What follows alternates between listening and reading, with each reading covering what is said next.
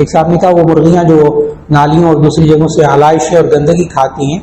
تو ان مرغیوں کا گوشت اور ان کے انڈے کھانا جائز ہے؟ جی نبی صلی اللہ علیہ وسلم نے اس کے لیے لفظ بتایا، حدیث میں بتایا کہ تم جلالہ جیم لام الف لام ہا،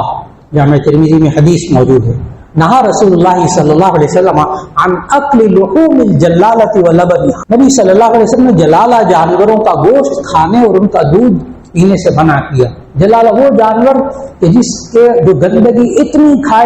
کھائے کہ اس کے گوشت میں، اس کے دودھ میں، اس کے انڈوں میں بدبو آنے لگے نہیں جا سکتی، تب ممنوع ہے، ورنہ گلیوں میں نجاست کھانے والی مرغی کا گوشت حلال، انڈے حلال، وہ بھی کھا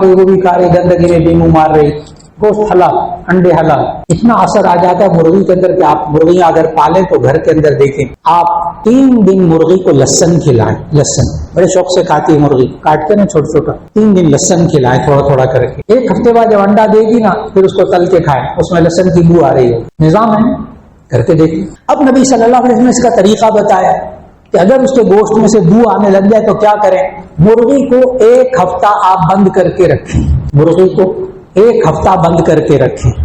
1 ہفتے کے بعد اس کے گوشت میں سے بو، اس کے انڈوں میں سے بو ختم ہو۔ نبی صلی اللہ علیہ وسلم نے ہمیں طریقہ بتایا کہ کس طریقے سے بو ختم کی جائے۔ بکری وغیرہ ہو بہت گندگی کھاتی ہے، ناپاک پانی پی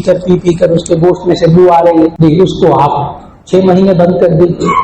6 مہینے تک اس کو صرف پاکیزہ غذا دیجیے، گوشت میں سے دودھ میں سے بو ختم ہو جائے گی۔ تو جن جانوروں صرف یہ کہ گندگی کھاتے ہیں اس کی وجہ سے حرام نہیں ہوتا، نہ مکروہ ہوتا ہے جانور، نہ انڈے مکروہ ہوتے ہیں، نہ گوشت مکروہ ہوتا ہے، جب تک کہ اس کی گوشت میں، اس کے انڈوں میں بدبو آنے لگے پھر روکنا ہے۔ جی